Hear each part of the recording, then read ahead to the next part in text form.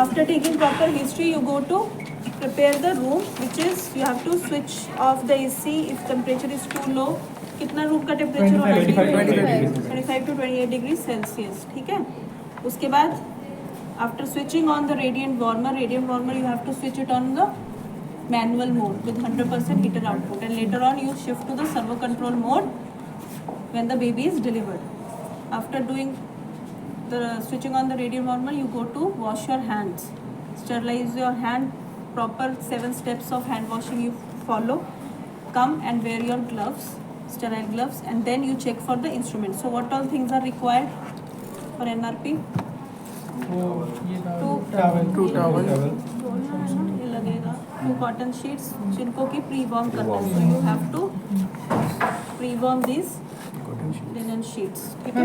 ये सब hand washing और ग्लव्स पहनने के बाद. हाँ, क्योंकि इनको तुम बिना हैंड वॉशिंग के टच करोगे सब स्टरलाइज करोगे. Anbu bag with a proper size mask. For a term baby you need 1 number and for preterm you need a 0 number. 0 number का देखो एक मास्क और होगा क्योंकि तुम्हें पता होना चाहिए 0 नंबर क्या है. This is the 0 number. ठीक है. सो हाँ वो 1 है. So ambu you have to check whether it is functioning or not. So hissing sound, bag is self-inflating and your pop-up valve is moving up and down. ठीक है. Then कितना था pressure? वो प्रेशर कितना? ये प्रेशर कितना है? Pressure कितना जाना चाहिए? प्रेशर तो देखो उसको कोई नापा नहीं जाता, but this valve is to release your excess pressure beyond 40 centimetre of water से ऊपर अगर प्रेशर है तो ये तुम्हारा सेफ्टी वॉल्व का यही काम है कि उसको रिलीज करेगा. ठीक है. Then you need a stethoscope, you need a suction catheter and obviously the suction source. Suction source से कितना प्रेशर आना चाहिए? 80 to 100, not beyond 100. Cord clamp, sterile blade और scissors to cut the cord, sterile gauze pieces and cotton, vitamin K and syringe to give vitamin K, and roll shoulder roll. ठीक है. So all this instrument checklist is being done. Now you are ready to receive the baby. So now the baby is delivered. After this project. क्या है? Cord नहीं okay था. इससे भी chest rise.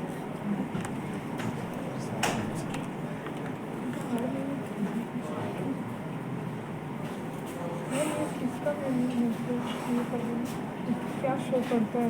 वो उसको दबाने से भी चेस्ट राइज आ रहा है. वैसे टाइम से कर लो. So you have the baby is delivered at 12 PM and I have delivered the baby on mother's abdomen with head turned towards one side. Cover the baby and the mother will look for baby, whether the baby is breathing. So baby is breathing, so I will wipe the baby and cover the baby and mother with another pre-warm linen. So the baby was crying, so I can delay the cord clamping by 1 to 3 minutes. So after 3 minutes I have cut the cord. Okay. And now I will shift the baby in between mother's breast. Continue breastfeeding, continue skin to skin contact, monitor the vitals, and this baby will be receiving the routine care. Suppose the baby did not cry. I have put the baby on mother's abdomen and I am drying, but I am seeing the baby is not cried, so I will immediately cut the cord and I will take the baby under radiant warmer. So when you are under the radiant warmer, head should be towards you. उस side नहीं रखना या ऐसे laterally नहीं रखना. So I will do the suctioning first off. कहाँ की suction पहले करनी है? Oral, then oral 4 to 5 centimetre. Catheter will be going and nasal 2 to 3 centimetre. ठीक है. उसके बाद baby still not crying, so I will stimulate the baby. Just turn towards lateral and give 3 back strokes from head to toe, just like this. Okay. So now I will assessing whether the baby is crying or not. So baby is still not crying, so I can reposition the baby. You can use the shoulder roll if you want. ठीक है. अब बच्चा रो पड़ा. So now I will take the baby and put the baby in between mother's breast. Start breastfeeding. cover the mother and the baby, give skin to skin contact, monitor heart rate, temperature, breathing and color every 15 minutes for first 1 hour, then every 30 minutes for the next 1 hour. This is your observational care. Suppose we were here with the baby under the warmer, मैंने suction किया, oral किया, nasal किया, उसके बाद ही बच्चा रो पड़ा. Then you again have to shift the baby to mother breast. Initial steps का मतलब ये नहीं है कि तुम बाकी 2 steps भी करोगे irrespective कि बच्चा रो दिए. अगर बच्चा पहले स्टेप में रो पड़ा है तो उसको मदर के पास दे दो. नहीं रोया then proceed to the next step. Next step में के बाद नहीं रोया, थर्ड स्टेप रो पड़ा तो मदर के पास. सो ऐसा ज़रूरी नहीं है. ऐसा तो हो ही सकता है प्रैक्टिकल सिनेरियो में कि तुम लेकर आए बच्चे को. कई बार ये भी होता है कि बच्चे को इधर लेकर आए, तुमने बस हल्का सा सक्शन लगाया है या बच्चा रो पड़ा. Nothing else to do. Baby will receive the observational care. जब भी बच्चा रो पड़ेगा पहले मदर के पास लेकर जाएंगे during your initial steps and brief, क्योंकि उसके बाद जब एम्बो आएगा तब तो वो उधर भी जाएगा ना. Suppose now the baby did not cried after initial steps of resuscitation. When you are coming for NRP, I will be giving you the case scenario. ठीक है. Suppose इसको ये आया मेरे पास, इसको मैंने बोला कि you have been called for the delivery, now proceed.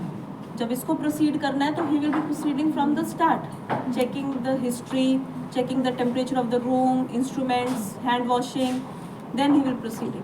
Suppose ये आया उसके बाद, इसको मैंने बोला कि इसी बेबी का इनिशियल स्टेप्स हो चुका है but he did not cry, now you proceed. So now what will you do? Initial steps हो गया, हमने भी इनिशियल स्टेप्स यहाँ कर लिया. So baby did not cry, what is your next step? So you will do the Ambu and mask. Obviously if अगर मैंने इसको सिर्फ इतना ही बोला है कि बच्चा इनिशियल स्टेप्स हमने कर चुके हैं इस पर, baby did not cry, now how will you proceed?